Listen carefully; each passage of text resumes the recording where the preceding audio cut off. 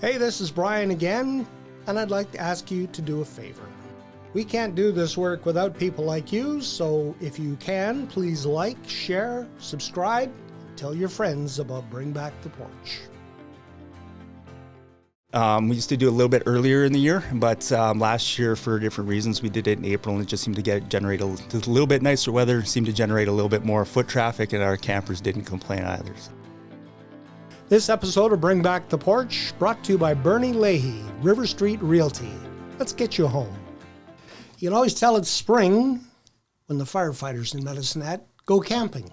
Adam Moser joins us to talk about the Rooftop Camp Out for Muscular Dystrophy. Welcome to the Porch. Thanks for having me. Pleasure to be here. How many years now have they been doing the Camp Out? I know that they used to do the boot drive years ago. Yep. So this would be 17 years, our 17th year.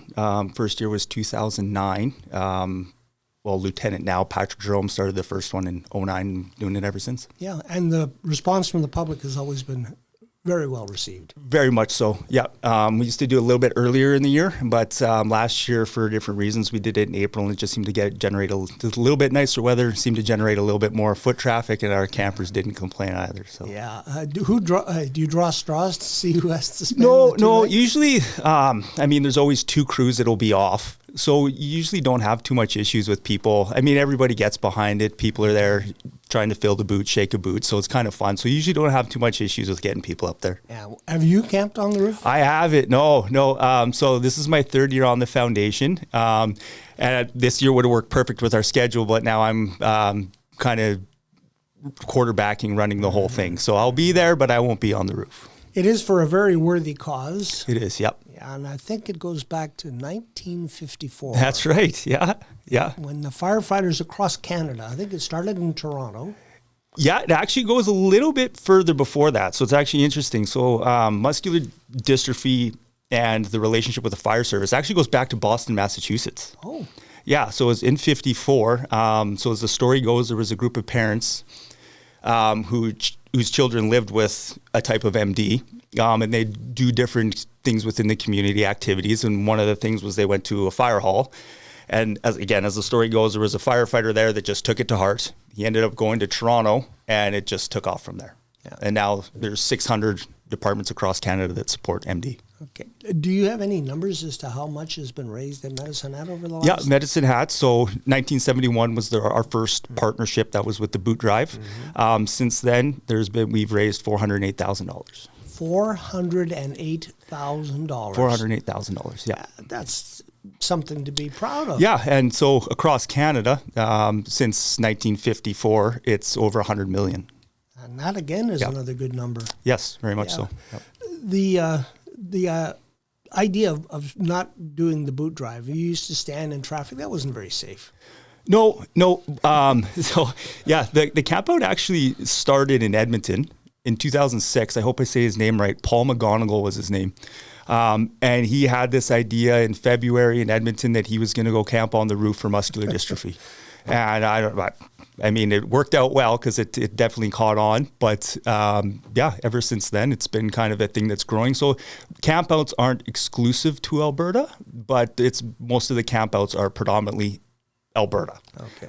Everybody else is still kind of doing the boot drive or different fundraisers for MD. Okay. April the 10th to the 12th, how's it going to work physically here in Medicine Hat? Out at number 2 hall? Yes. So that's the one on Trans-Canada Way there. They'll be there noon. They'll climb the ladder, put the ladder truck up. They'll climb up there at noon, and then they'll come back down Sunday at noon. Do they have any creature comforts with them?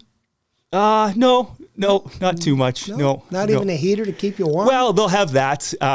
They might bring a TV or an iPad or something, but yeah, we'll see. Last year was really interesting because they went up on Friday. They were in shorts and they had their Hawaiian shirts on, and then Saturday was blizzard and wind, and they were actually in the tent, and the wind caught it in the middle of the night. It actually lifted them off the ground. So it's Southern Alberta weather, right? It's what you'd expect, but we'll see what happens this year. So traffic on Trans-Canada Way, can you come through in front of the fire hall to donate? Or how So it's actually perfect right there because there's kind of that loop that comes in.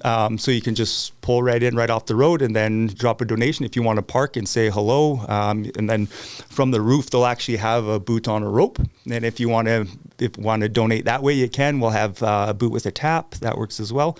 But if you just want to pull in and drive away right away, that's fine too. And do you get a tax receipt if it's over a certain amount? We don't, no. So that's kind of something that we've been looking at recently.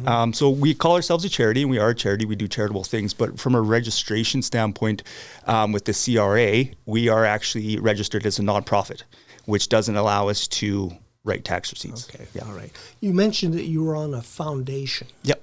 What is the work? Is this the sole work of the foundation? No, not at all, not at all. So we're a part of the Medicine Firefighters Charitable Foundation. There's 8 of us. We do various things throughout the community throughout the year.